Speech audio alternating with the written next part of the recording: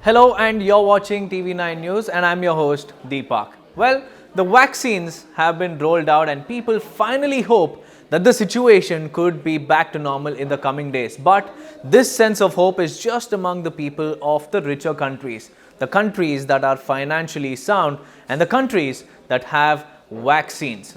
But what about those lesser income countries? Well, you wouldn't be surprised if I told you that so far Guinea is the only low-income country to have delivered any shots so far. Last week, it provided doses of the Russian Sputnik vaccine to a mere 25 people, including its president. Whereas in higher income countries, close to 39 million doses of vaccine have been administered to healthcare workers and also to the frontline workers so far.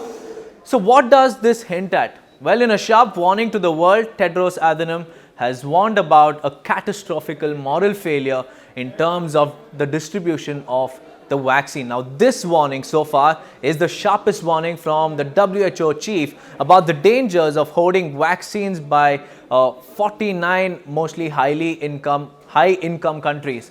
And Tedros told in an annual meeting of the World Health Organization's executive board on Monday that it was wrong to see the people at low risk in wealthy countries being vaccinated while most of the world still did not have access to the vaccine jabs. Now, in order to avoid vaccine hoarding, World Health Organization has established COVAX Global Vaccine Facility, which is a joint procurement program to accelerate the development and also manufacture of COVID-19 vaccines and also to guarantee fair and equitable access for every country in the world. So what does COVAX has to say about this development? Well, COVAX says it is preparing to deliver its first doses in February but is competing with nations striking their own, often more lucrative deals with manufacturers to secure limited supply of the vaccines. Now, the WHO chief, who is aware of this development, said that many countries of getting around the COVAX pact, driving up prices and also attempting to jump to the front of the queue. Now, if this is to be believed, then the vaccine delivery could be delayed and create a scenario which COVAX was designed to avoid in the first place.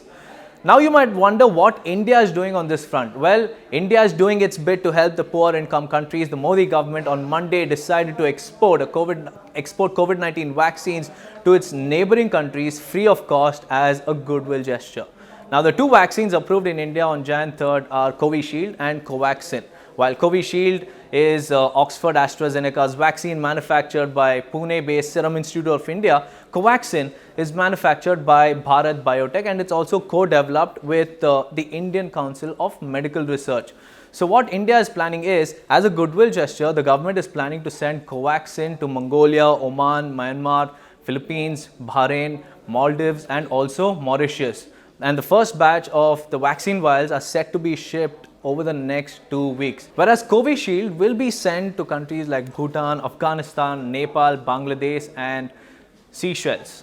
Now, the exports of vaccines from Serum Institute of India has been blocked till March and April because India is all set to take the lead in distributing vaccines to the countries in need of them. Now, soon, the government is all set to coordinate with Brazil and South Africa as the two nations have sought vaccines with a sense of urgency. And along with that, the government is also offering vaccines to a number of countries in Latin America, Africa, and also the former Soviet republics. So the government has decided that till now, half of the approved doses from the Central Drugs Laboratory can be exported. So every country will only be given as per the requirement that they have cited. So around 5 crores of vaccines are available in stocks, and India is set to export 2.5 crores of the lot that has already been developed. So India is doing its best, and we hope that countries which have got a nod for emergency authorization of vaccines do their bit